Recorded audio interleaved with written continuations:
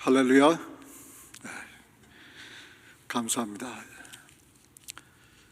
내 평생 설교를 하다가 이런 설교는 처음인 것 같아요. 마치 제가 사방에 창문 없는 방에서 벽에 대고 설교하는 것 같은 그런 느낌입니다. 아멘 소리도 없고 뭐 보이는 사람도 없고 참 그렇습니다. 그러나 지금 온라인으로서 우리 교인들이 다 함께 예배 드리는 것 확신하면서 또 신령과 진정으로 예배 드리는 것을 보면서 하나님 앞에 감사함을 드립니다. 오늘 이 예배를 통해서 하나님의 은혜가 충만하시기를 주의 이름으로 축원합니다. 우리가 종종 선민이라는 것을 이렇게 이야기했을 때 그 선민을 잘못 해석을 하는 것 같아요. 우리 선민하면 이제 유대 백성들을 이제 이야기를 하는데, 유대 백성들도 그렇게 생각하지만은 이 선민이라고 이렇게 이야기했을 때 그 유대 백성들이 잘나서 똑똑하고 또 여러 가지 여건에 좋아서 또 하나님께서 이렇게 선택했다, 또 그들도 그렇게 얘기하고 우리도 종종 그렇게 알고 있습니다.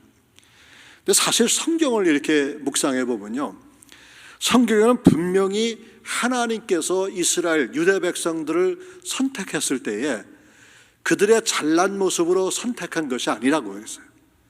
여기에 보니까 뭐라냐면 정말 이들은 천한 민족이고 민족 중에서 가장 열악한 그런 민족이기 때문에 하나님께서 수요대로 선택하셨다고 성경은 이야기하고 있습니다.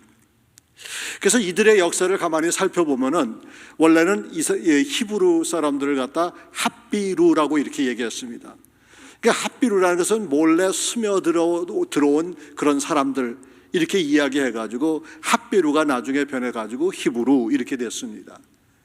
이들은 소아시아나 그 다음에 그 메소포타미아 아니면 시리아, 가나안 또 애굽 이런 데 흩어져 살면서 노예 생활하든가 아니면 아주 천민으로 그렇게 살던 그런 사람들이었는데 하나님께서는 그들을 선택하셨다고 그랬습니다.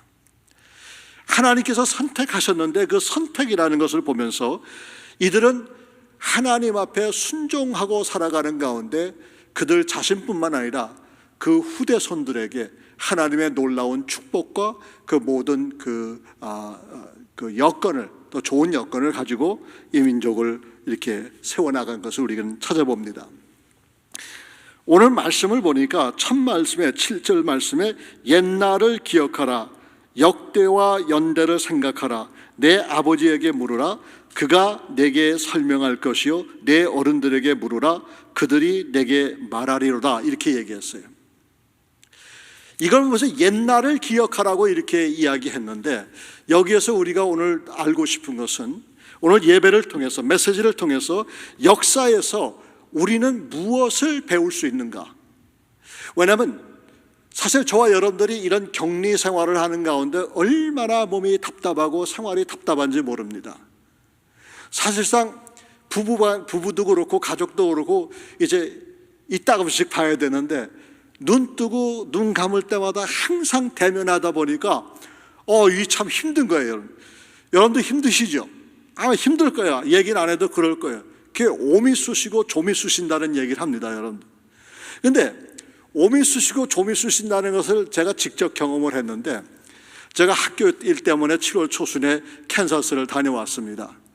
근데 좀 여비를 좀 세이브하느라고 좀 저렴한 그 호텔에 들어갔는데 정말 거기서 bedbug에 물려가지고 완전히 이 상체가 좀 벗어서 보여드릴 수는 없지만 이 상체에 완전히 전쟁터예요, 전쟁터. 그래가지고 그냥 약도 바르고 며칠 고생을 했는데 이건 가려워서 견딜 수가 없는 거예요.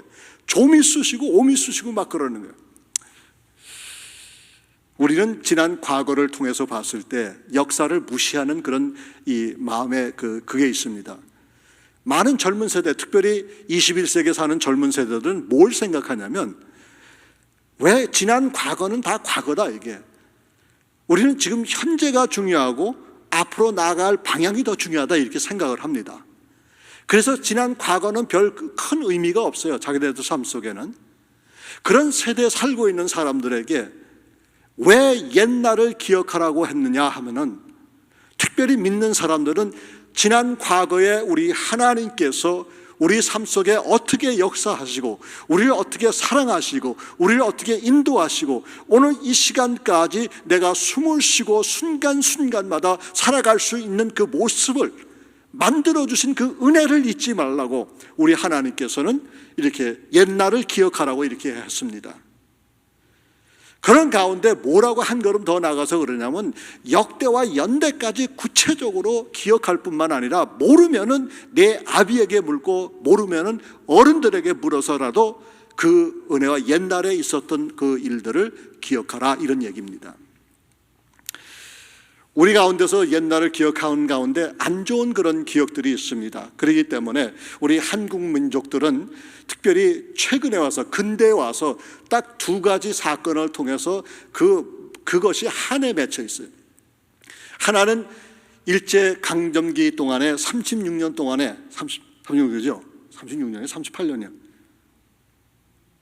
어쨌든 계산을 여러분들 하시고, 그 강점기 동안에 우리 선조들이 당한 그것을 생각하면요, 너무나 마음이 괴로운 거예요.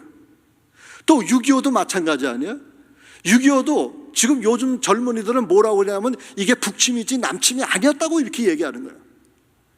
그런 얘기를 들어봤을 때, 과연 우리가 우리 후손들에게 올바른 교육을 시켰는가, 이런 생각도 해보는 겁니다.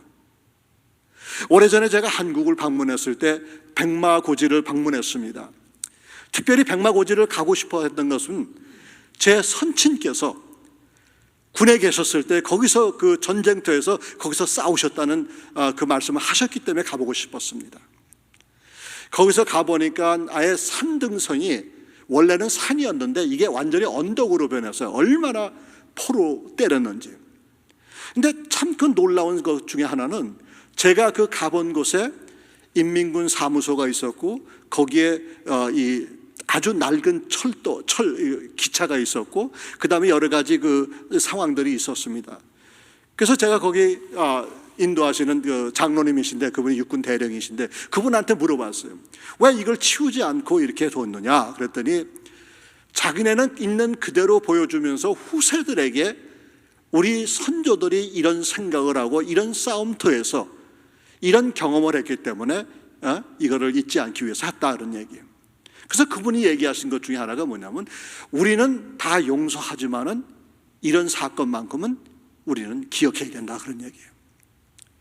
사실 그 광화문 그 뒤에 옛날에는 거기에 조선 총독부가 있었습니다. 근데 그 조선 총독부를 여러분들 아시다시피 이 김영삼 대통령께서 대통령이 한 그 임기 기간에 그거를 완전히 폐쇄시켜 버렸어요. 너무나 우리 눈에 거슬리고 옛날의 그 아름다운 고궁의 모습을 안 좋게 한다고 그래서. 그래서 그걸 다 부숴버렸는데, 전 개인적인 생각입니다. 이건 개인적인 생각인데, 그것을 부숴버림으로 말미암아서 이 고궁의 아름다움을 우리는 찾아볼 수가 있지만은 우리 민족이 그 아픈 그 역사는 거기서 찾아볼 수가 없는 거예요. 그걸 부셨을 때 적어도 한 부분을 남겨놓고서 거기다 조그만 팻말을 갖다 붙였어라도 좋았을 텐데 아예 깨끗하게 말끔하게 치워버린 거예요. 그럼 우리는 사실상 다 용서해야 돼요. 예수님께서 분명히 우리는 원수까지 용서하라고 그랬습니다. 용서를 합니다. 용서를 하지만은 그러나 그 사건만은 기억해야 된다는 얘기예요. 왜냐? 우리 선조들이 얼마만큼이나 고생스럽고 억압을 받고 천대를 받은 그런 민족이었다는 사실을 우리 후손들이 알아야 된다는 얘기예요. 제가 민족주의자로 나가려고 하는 것이 아닙니다. 그런데 분명히 우리 지난 과거를 알지 못하고 역사를 알지 못하고 지난날 더 나아가서 믿는 사람들 가운데서 하나님께서 저와 여러분들 일상생활에 그 내려주신 그 은혜를 기억하지 못한다면은 이건 분명히 하나님 앞에 배은망덕한 자세입니다. 여러분들 하나님 생각할 때 무슨 생각하십니까? 내가 만난 하나님, 나에게 임한 하나님. 여러분들 어떤 분은 사랑의 하나님일 수가 있고 어떤 분은 인도의 하나님이 될 수 있고 어떤 분에는 보호의 하나님이 될 수가 있겠습니다.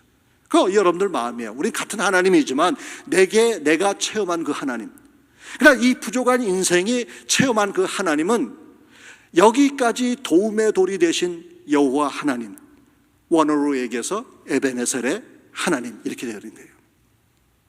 그 하나님을 생각할 때마다 지난 과거에 하나님께서 이 부족한 것을 어떻게 사랑하시고 어떻게 인도하셨는지 내 마음속 깊숙이 와 닿기 때문에 그런 얘기가 들어오게 되면 옛날 지난 날에 하나님이 어떻게 나의 삶 속에 역사하신지, 간섭하셨는지를 알 수가 있다는 얘기입니다. 그래서 오늘 이 역사를 통해서 우리가 배우고 싶은 것은 첫 번째로 8절의 말씀을 통해서 보고 싶은데, 8절에 보면 민족들의 경계를 정하신 하나님이다 이래요. 다시 보면은 인종을 분정하실 때에 이스라엘 자손의 수요대로 민족들을 경계로 정하셨도다. 제가 우리가 가지고 있는 개역 성경으로 읽지 않고 이것을 구태여 읽은 얘기는, 이 개역 개정 학본에는 뭐라고 했냐면 그냥 나누실 때에 이렇게 했습니다. 근데 여기 원문에 저 개역 성경을 보게 되면 여긴 분정하실 때, 분리하고 정하셨다는 얘기가 거기에 합력이 된 것입니다. 그 히브리 원어를 봤을 때는 그냥 나누실 때에 하는 것보다는 분정, 분리해서 정하셨다는 말이 더 핵심 있게, 더 힘 있게 들리는 것입니다.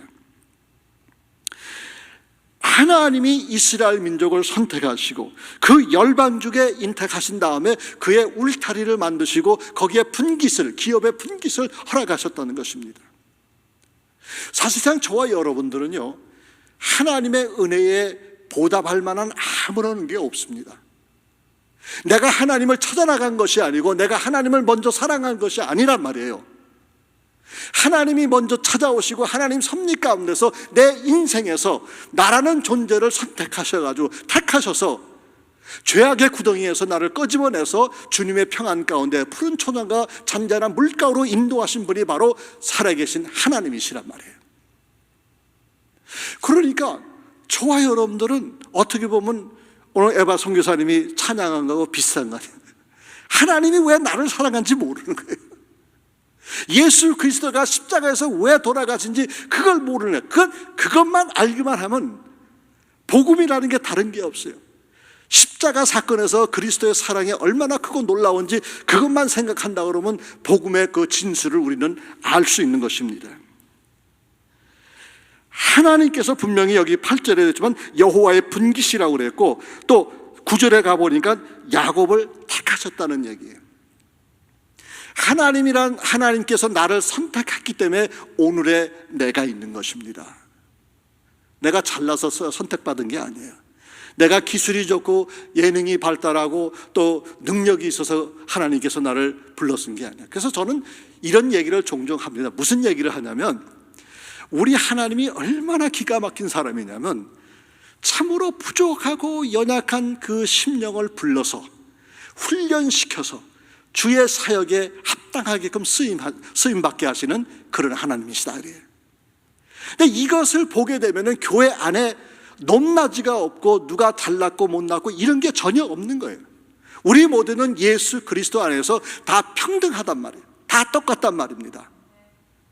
우리가 목사의 직분, 장로의 직분, 권사의 직분, 이 직분은요 여러분, 우리가 늘 아는 얘기지만 이 세상에 사는 동안에 필요한 것이지 이것이 어떤 지위의 그 높낮이를 계승하는 그런 것은 아니란 말입니다. 자, 이거를 보았을 때 내 삶 속에서 참 끌어올리는 것이 뭐냐면, 나 같은 죄인을 주님께서 불러서 훈련시켜서 이제 사용하시는구나, 이런 얘기가 나오는 것입니다. 여러분, 노아를 보십시오. 노아의 홍수를 보면은 정말 인간이 죄악 가운데 있었을 때 하나님께서는 노아의 가정을 선택하셔가지고 그 가운데 아들 셈, 함, 야벳을 선택해가지고 그들을 하나님의 백성으로 삼으신 것입니다. 또 창세기 12장 1절부터 3절까지 있는데, 아브람, 정말 이 아브람이라는 이름 모를 사람, 원래는 아브람이었죠. 이 아브람을 갈대아 우르에서 그를 선택해서 끄집어내셔가지고 그 우상 섬기고 우상 제조업하는 그 업에서 그를 불러내가지고 바로 가나안 땅으로 가지 않고 하란 땅에서, 또 거기서 하란 땅에서 불필요한 모든 존재나 이런 것을 다 떨구게 하고 다음에 가나안 땅으로 이렇게 옮긴 것입니다. 이것을 보면서 옛날을 기억할 때마다 우리 자신은 선택받은 사람이라고 이야기할 수가 있는 것입니다, 여러분. 이런 생각을 하면서 지나갈 때에 저와 여러분들 인생에 있어서는 내가 이룬 것은 하나도 없고 우리 하나님께서 모든 것을 하셨다는 것이 내 자신의 여기 간증처럼 나타난 것이에요.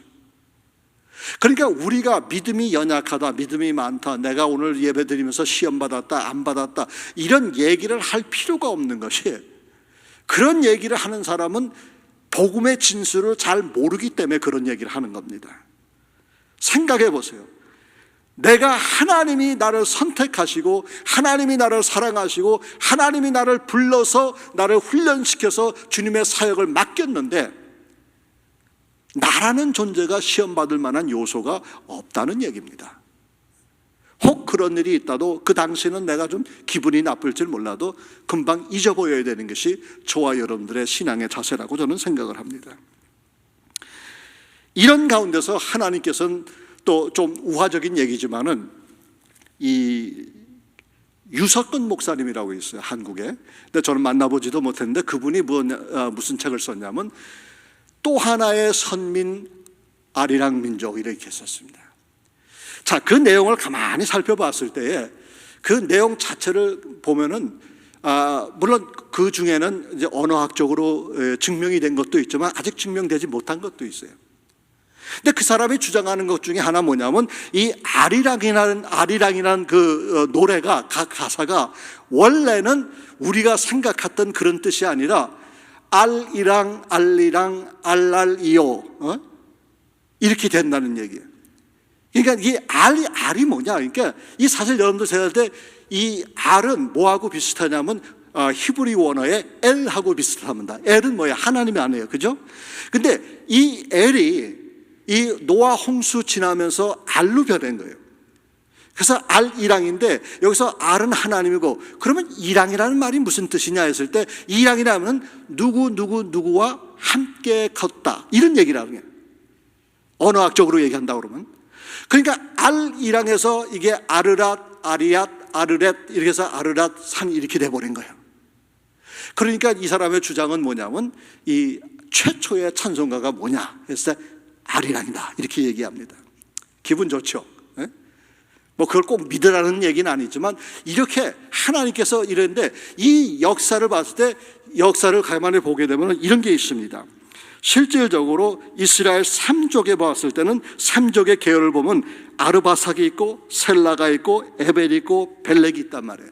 근데 이 에벨에 와서는 두 아들이 있는데 큰 아들이 벨렉이고 둘째 아들이 욕단이라고 했어요. 그러니까 이 예를 들면은 이 벨렉이라는 그 사람은 서구로 갔고 이 욕단은 이제 동구로 갔다 이렇게 얘기해서 우리가 욕단의 후예다 이렇게 주장을 하고 있는 것입니다. 근데 그게 허망된 주장은 아니에요. 그러나 아직도 그 연구 과정에 있기 때문에 그것 가지고 왈가왈부할 필요는 없습니다. 그러나 이것을 봤을 때 왜 실질적으로 우리 인간, 특별히 한국 사람들을 봤을 때 왜 한국 사람들이 이 종교에 대해서, 믿음에 대해서, 교회에 대해서 이렇게 열정적을 가지고 있겠는가? 물론 어떤 사람은 뭐 종교성이 많다고 그래서 그렇게 얘기하지만은 실질적으로 이것도 하나님께서 우리 한민족을 택하지 않았는가 이렇게 생각을 해본다는 얘기예요. 그렇다는 게 아니라. 그래서 그 얘기를 하는 이유 중에 하나가 뭐냐면 우리 민족의 우리 사람들 우리 민족보다도 우리 생활을 봤을 때 나를 택하신 하나님, 나를 부르신 하나님, 하나님의 섭리 속에서 저와 여러분들은 부름을 받고 적게는 이 CMC에서 적게는 세리터스 선교교회에서 함께 신앙생활하면서 이 공동체 속에서 그리스도 예수의 영광을 드러내며 그 주님의 지상 명령을 하려고 열심히 노력하고 믿음 생활하게끔 만들고 전체 분야를 봤을 때는 전 세계를 주장하시는 그 하나님께서 이 와중에도 섭리로 우리를 택하셨다는 얘기입니다. 그러니까 가만히 생각을 해보면요, 사실 이 교회 안에서 물론 이번에 두 번째로 이제 행동 강령이 이제 선포돼 가지고 많은 교회들이 다시 문을 닫는 그런 경우가 있는데 이게 문제가 뭐냐면요, 세상 사람들이 저질러 오는 그 그것 때문에 교회가 덤탱이를 쓴 겁니다. 속된 말로 해서. 사실 이 시점에서, 코로나 팬데믹 시점에서 가장 안전하고 가장 건강한 쪽이 어디냐면 교회예요. 교회. 얼마나 철저하게 우리가 이 규율을 지키면서 우리 건강을 위해서 이렇게 노력을 하고 있지 않습니까? 그렇기 때문에 우리는 하나님께서 당장 나를 부르시면 할렐루야 찬송하고 가지만은 실질적으로 하나님께서 저와 여러분들을 이 땅에 두신 것은 그저 우리가 어여뻐서, 그저 우리가 잘나서 이게 아니라 하나님이 저와 여러분들 인생을 통해서 뭔가 이루시고자 하는 그런 예언이 있기 때문에 하나님께서는 우리의 생명을 연장시키시는 겁니다. 그것도 하나님께서 우리를 데려간다 하시더라도 우리는 죽음에 대한 두려움이 없는 거예요. 왜냐하면 우리가 눈을 감고 죽게 되면은 할렐루야, 우리 주님 예수 그리스도에 계신 그 천국에 임하기 때문에 우리에겐 죽음이라는 게 그게 그다지 그렇게 이렇게 위험을 또 두려움을 가져두는 그런 요소가 아니란 말입니다. 그래서 우리가 더 이런 와중에서 더 힘을 내야 하는 이유 중에 하나가 바로 이런 것이에요. 저는 종종 생각을 하면 왜 하나님께서 이 와중에 우리를 이토록 이렇게 붙들고 계시는가?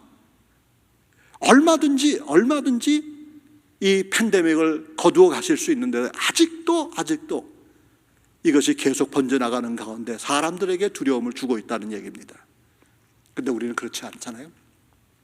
우리는 선택받은 백성들이기 때문에 이래도 그만 저래도 그만, 사도 바울처럼 내가 하늘나라에 가기를 원하지만, 주님 곁에 가기를 원하지만 그래도 너희들을 위해서 내가 여기 있는 것이 더 나을다라는 그 말씀을 하신 이유 중에 하나가 바로 그런 얘기입니다. 택하신 하나님, 옛날을 생각하면서 그 택하신 하나님을 묵상하시길 주의 이름으로 축원합니다. 두 번째로는 10절의 말씀이 있어요. 10절의 말씀 한번 보시겠습니다. 여호와께서 그를 광야에서 만나시고 호위하시고 보호하시며 자기 눈동자같이 지키셨도다 그랬습니다. 하나님이 우리를 눈동자같이 지키셨다는 얘기야. 그 얘기를 통해서 적용적인 그 해석은 뭐냐면, 우리가 믿는 하나님은 우리를 보호하시는 하나님이 아니신가, 이렇게 되는 거예요. 자, 그렇다고 그러면 여기서 시작이 그를인데, 그를이라는 것은 야곱을 얘기하죠. 근데 야곱에게 그런 말씀을 하신 것은 여기에 황무지와 광야 같다고 그랬는데, 이 얘기를 은유적으로 해석을 하게 되면 이렇게 됩니다. 하나님이 안 계신 곳은 황무지고 광야다, 이런 얘기입니다. 이게 하나님이 안 계신 곳에, 광야고 황무지 같은 곳에 우리 하나님께서는 저와 여러분들을 그리스도 예수의 빛을 발할 수 있는, 반사할 수 있는 거울로 삼으셨다는 얘기입니다. 우리가 빛이 아니라는 얘기예요. 우리가 빛을 발하는 게 아닙니다. 우리는 빛을 반사하는 것입니다. 예수 그리스도가 빛이시기 때문에 그 빛을 우리가 반사하기 때문에 우리는 이 땅에 살면서 내게 손해를 보든 안 보든 간에 우리는 주를 위해서 사는 그 과정에 힘든 일이 있어도 우리가 굳건하게 설 수 있는 것은 우리의 목적이 분명하고 우리의 정체성이 분명하기 때문에 그런 것입니다. 혹시 여러분들 마음 가운데 아직도 혼돈한 마음이나 아직도 좀 여러 가지 좀 염려와 두려움이 있다고 그러면 한번 이걸 깊숙이 한번 기도해 보시기 바랍니다. 내 정체성이 누구냐? 내가 과연 누구냐? 나라는 존재가 과연 누구냐? 그래서 나라는 과연 그 존재가 누구라는 것을 확실히 알게 된다 그러면 어떤 환난과 핍박이 내게 임해도 넉넉히 이겨나갈 수 있다는 얘기입니다. 제가 덴버에서 목회할 때에 아리조나 가서 집회를 한 적이 있습니다. 아리조나 하면 여러분들 물론 피닉스나 이런 대도시는 이제 뭐 보통 다른 도시와 별 차이 없지만은 굉장히 광야가 많아요. 황무지가 많습니다. 들판에 보면 뭐 풀 한 폭이 안 나는 곳도 많아요. 물론 선인장들은 있지만 말입니다. 근데 거기 가서 정말 어떤 그 권사님을 만났는데 참 그 권사님이 어찌나 그렇게 아름답게 섬겨주시는지 말이에요. 그러니까 그분이 참 그 하는 행동이나 모르는 걸 봤을 때 참 마음에 흡족해가지고 제가 그 신문에 기고를 했는데 그 신문 컬럼 쓰는 게 있어서 거기다 그랬어요. 제목을 광야에 핀 한 송이의 장미 이렇게 했습니다. 그 나중에 몇 년 후에 어디 와서 만났냐면 이 교회 와서 만났어요. 그분을. 근데 그건 누구라고 얘기는 안 하지만 뭐 당신은 아실 겁니다. 근데 바로 저와 여러분들이 그런 얘기예요. 광야, 왜 광야냐? 이 세상은 하나님이 없고 하나님을 모르기 때문에 광야라고 황무지인 것입니다. 전혀 예수 그리스도나 크리스찬이나 이 기독교에 대해서, 예배에 대해서 전혀 모르는 거예요. 여러분들 CNN 보게 되면은 그 던 레몬이라는 사람이 있습니다. 이름도 참 레몬이에요. 레몬, 정말 레몬 같은 사람이 하나 있는데, 여러분들 자동차 사고성, 자동차가 잘못 사면 우리가 뭐라고 그럽니까? 레몬이라고 그러잖아요. 근데 이 사람도 레몬이야, 완전히. 뭐냐면 적어도 미국에서 이런 미디어에 있는 사람들은요, 예수 그리스도를 믿지 않아도 기독교에 대한 가장 기본적인 요소는 다 갖추고 있어요. 내용을 알고 있습니다. 예수가 누군지 알고, 그분이 무엇을 하는지 알고, 어떤 역사를 가지고 교회가 무슨 일을 하는지 얼마든지 알고 있어요. 그런데 이 사람은 전혀 모르는 거예요. 이 사람이 주장하는 그 인터뷰에 어떤 게스트가 와서 얘기를 하는데 그 얘기하는 걸 받아치질 못하는 거예요. 왜냐? 기독교에 대해서 몰라도 그렇게 모른다는 얘기예요. 이런 걸 보면서 와, 이 세상에 하나님이 살아계시고 이 세상에 하나님을 안다고 그러면 황무지가 아닐 텐데, 근데 우리 하나님의 계획은 그거 아니잖아요. 사막과 같은 이곳에 샘물을 내신다고 그랬습니다. 길을 내신다고 그랬습니다. 이 사막과 황무지와 같은 그곳에 저와 여러분들은 한 송이, 피어나는 한 송이의 장미꽃처럼 이렇게 피어 있는 것입니다. 사실 사막에서 장미꽃을 볼 수 있다는 것은 그건 완전히 역설적인 얘기예요. 전혀 관계가 없는 얘기입니다. 근데 이런 관계없고 전혀 이렇게 있을 수 없는 그 일들이 있어진 것은 하나님의 그 놀라우신 은혜와 축복이라고 저는 부인하지는 않습니다. 그러니까 수많은 사람들이 이 세상을 살아가는 가운데 실질적으로 그 마음속에 그런 생각을 하는 겁니다. 예를 들면 사도 요한도 역시 다른 사도들처럼 다 순교했어야 되는데, 로마 황제가 그 펄펄 끓는 기름 가마솥에 이 사도 요한, 세례 요한이 아니라 사도 요한을 갖다 집어였습니다. 그러면 그걸 한번 그림을 그려봤어요. 제가 어떻게 그려봤냐면, 여러분들 집에서 이제 우리 닭다리 굽잖아요. 이렇게 베이킹소다 해가지고, 베이킹소다가 아니지, 그 브레드 그 해가지고, 그러면 이 펄펄 끓는 그릇에다가 그걸 탁 집어넣으면은 그 모습이 이렇게 보이는 거예요. 그게 그 사람의 모습이 그렇게 소위 튀겨져야 되는데 이게 전혀 그렇지 않은 거예요. 그러니까 이거를 보면서 결국은 이제 사도 요한은 반모섬에 유배돼 가지고 거기서 이제 요한계시록 쓰다가 이제 자기의 그 생명이 다 해서 이제 천국으로 갔지 않습니까? 그러니까 우리가 어떠한 어려움이나 난관을 지난다 하더라도 하나님의 백성은 택한 백성이기 때문에 하나님께서는 보호하신다는 얘기예요. 그 옛날에 그 종교개혁 직전에 이런 일이 있습니다. 그 흑사병으로 그 유럽에서 3분의 1 인구가 다 죽은 일이 있어요. 아마 요즘 날하고 거의 비슷한 그런 상황이에요. 근데 마틴 루터가 그 흑사병이 도는 그 도시에서 다 떠날 수 있는데 그는 끝까지 거기서 지켰습니다. 끝까지 지키면서 그 흑사병으로 죽어가는 사람들을 위해서 기도해주고 마지막 성찬을 베풀고 이런 일을 거기서 계속했습니다. 우리 같은 경우 보면 가만히 보면은 벌써 흑사병이 걸렸었는데 이 기록에 보니까 하나님께서 지켜주셨다는 것이 거기서 나오는 거예요. 전혀 그 흑사병에 전염되지 않고 모든 사람을 이렇게 돌볼 수가 있다는 거예요. 저는 요즘에 이 코로나 바이러스 팬데믹을 지나면서 그런 생각을 자주 해보는 거예요. 마틴 루터도 그 믿음 가지고 주의 사역을 감당하고자 해서 그런 어려운 상황에서 유행병이 있는 그곳에서 떠나지 않고 성도들을 돌보고 사람들을 돌보고 그런 가운데서 하나님께서 그를 점 찍어 가지고 지켜주지 않았느냐, 그런 말씀을 하는 겁니다. 세 번째로 12절의 말씀을 함께 보시면 이런 말씀이 있어요. 여호와께서 홀로 그들을 인도하셨고 함께한 다른 신이 없었도다, 이런 얘기예요. 우리 하나님은 저와 여러분도 택하실 뿐만 아니라 보호하시고 그 다음에 인도하시는 하나님이시라는 얘기예요. 여기서 봤을 때 여호와 이렇게 얘기하는데, 이 야훼라는 말은 사실상 이름이 없어요. 그 야훼 설명을 할 수가 없습니다. 그래서 모세가 하나님의 명령을 받고서 이제 내가 이제 이스라엘 민족을 가서 구원하는데, 그 사람들이 네가 믿는 하나님이 누구냐 했을 때 어떻게 이야기합니까? 했을 때 여러분들도 아시다시피 뭐 쉽게 얘기하면 나는 나다 이 얘기야. I am that I am. 나는 스스로 있는 자다 이렇게 돼버려요. 그러니까 그 유일신 사상이 실질적으로 여러분들 가만히 살펴보면요, 이게 이스라엘 역사를 봤을 때 열왕기 상하 아니면 역대 상하 그 시간에, 그 기간 동안에 유일신이라는 것이 그때부터 이제 생겨난 게 아니라 말이 생겨난 거예요.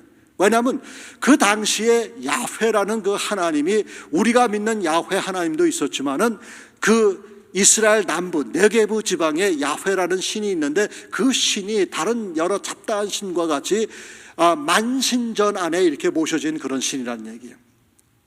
근데 그런 가운데서 사람들이 혼돈하고, 또 이스라엘 민족 역시도 유일신 하나님을 온전히 섬긴 것이 아니라 다른 신과 혼합해서 섬긴 것이에요. 성경을 가만히 살펴보면요, 우리 하나님께서는 이런 생각을 하십니다. 저는 뭐라고 얘기하면, 하나님께서 하나님을 등지고 세상으로 나간 사람이나 하나님을 거부한 사람에 대해서는 별로 쓴 것이 없어요. 근데 왜 이스라엘 민족이 그렇게 죄를 많이 지으면서도 자꾸 그들을 이렇게 부르신 이유 중에 하나가, 그들이 아직도 그들 마음속에 여호와 하나님들을 섬기고자 하는 그런 마음이 있기 때문에, 혼합적인 종교 속에서 살아갔지만 이스라엘 민족이 그래도 그 가운데서 하나님께서 선지자를 보내시고 하나님께서 제사장을 보내시고 이런 가운데서 말씀을 계속해서 이렇게 선포하는 가운데 사람들로 하여금 참 하나님, 유일신이신 하나님을 섬길 수 있도록 이렇게 하신 것입니다. 근데 하나님의 그 계획 속에서는 누구의 도움도 필요 없는 것이에요. 하나님 자신이 말씀하시고 하나님 자신이 그렇게 하셨기 때문에 실질적으로 우리의 구원 사역 역시도 하나님 계획 속에 있는 것입니다. 아까도 설명했지만 왜 주님께서 날 사랑하실까? 참 그 전 찬송을 들으면서 마음에 깊은 감동이 온 것이 바로 그거예요. 왜 하나님께서 나라는 존재를 이렇게 사랑하시는가? 사실 이걸 봤을 때 주님 앞에서 내놓을 것은 하나 없어도 하나도 없다는 얘기예요.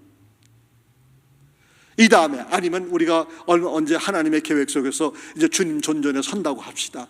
그럼 하나님이 질문을 하실 거예요.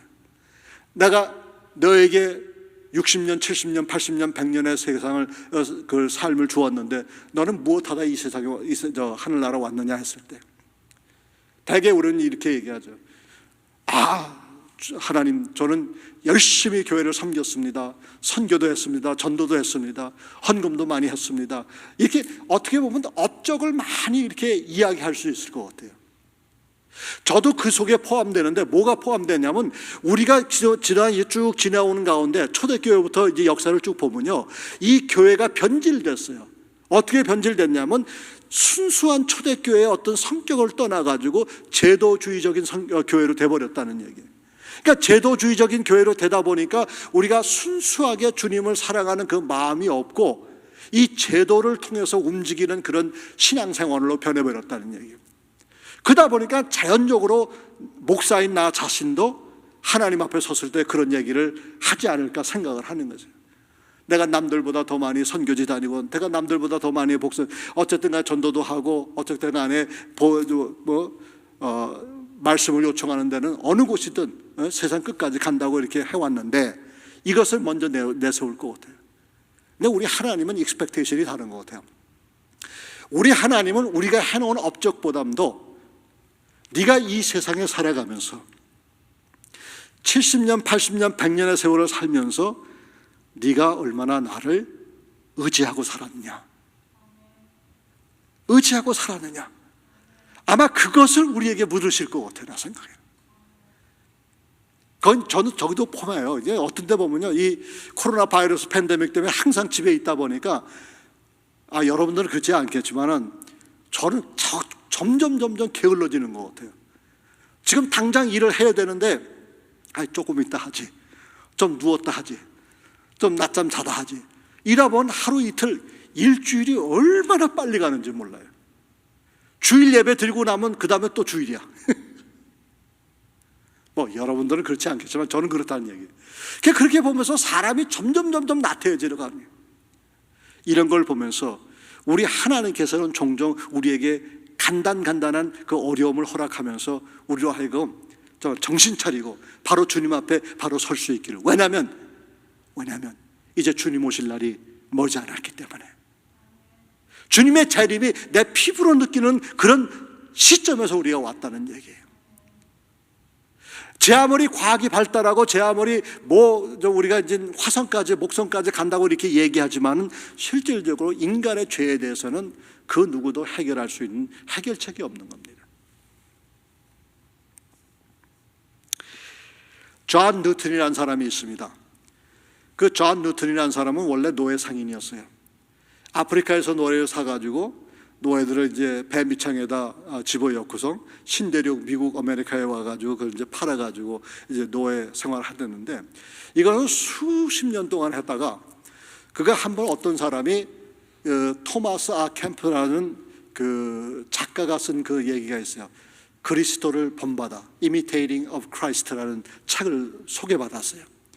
그러니까 이제 배를 타고 이제 몇 달간 이렇게 한 달 이상이 이렇게 이제 신대륙을 향해서 오는데, 뭐 그 안에서 할 수 있는 일이 뭐가 있겠습니까? 그러니까 그가 이제 책을 읽기 시작하다 거기서 그가 완전히 180도로 변해가지고 예수 믿는 사람이 됐어. 거듭났어. 그리고 가사를 지은 것이 우리가 잘 아는 대로 Amazing Grace 405장이죠. Amazing Grace를 이렇게 했는데, 그 찬송은 부르면 부를수록 지겹지가 않아. 적어도 저는 그런 것 같아요. 근데 또 한 가지, 얘는 제가 아는 목사님 가운데 아르헨티나에서 오랫동안 목회하시다가 미국에 와서 목회하는데, 그분은 개척하고 나서 3년 동안을 찬송을 한 가지 찬송만 계속 부른 거예요. 물론 다른 찬송도 불렀지만 모든 모임, 뭐 주일 1부, 2부 예배, 수요 예배, 금요 기도회, 그다음에 교육, 교구회, 할 것 없이 새벽 기도회 꼭 나 같은 죄인 살리신 그 찬양을 계속 부른 거예요. 그러니까 옆에서 교인들이 아유 목사님 이제 지겹지도 않습니까? 이제 그만 부르시지요 이랬단 말이에요. 근데 몇 사람만 그렇게 컴플레인하지 실질적으로 정체적으로 봤을 때는 그거를 수십 번 수백 번 이렇게 불러도 지겹게 생각하는 사람이 없는 거예요. 왜냐? 그 속에 메시지가 있고 그 속에 우리 주님이 원하시는 그 내 가장 기본적인 믿음에서 가장 기본적인 내용이 바로 거기 들어가 있기 때문에. 그러면서 우리 하나님의 그 구원 계획을 가만히 보면 인간이 죄를 지어서 지옥으로 떨어져야 할 그런 존재들을 우리 하나님은 너무나 우리를 사랑하셔서 우리로 하여금 주님 앞에 돌아올 수 있도록 구원 계획을 베푸셨는데, 그 구원 계획을 베푸신 분도 하나님이시고 섭리하신 분도 하나님이시고 독생자 예수 그리스도를 보내는 것도 하나님이시고 그런 십자가에 달려 돌아가게 하신 분도 하나님이시네. 그런 하나님이 우리를 인도하신다는 얘기예요. 사랑하는 성도 여러분, 저와 여러분들이 이런 어려운 과정을 지나지만은 우리가 두려워할 필요가 없는 것은 우리는 택함을 받은 존재예요. 그 다음에 만유의 주가 되신 그 하나님께서 저와 여러분들을 보호하신다고 그랬습니다. 그 다음에 또 한 가지는 뭐냐면 여기 말씀 그대로 그 하나님께서 우리의 인생의 한 발자국 한 발자국 숨쉬는 그 순간순간마다 우리를 인도하신다는 얘기예요. 그런 하나님을 우리가 믿고 있기 때문에 우리가 두려워할 필요가 없고, 이번 주간도 정말 주의 말씀 부여잡고 승리하실 수 있기를 주의 이름으로 축원합니다.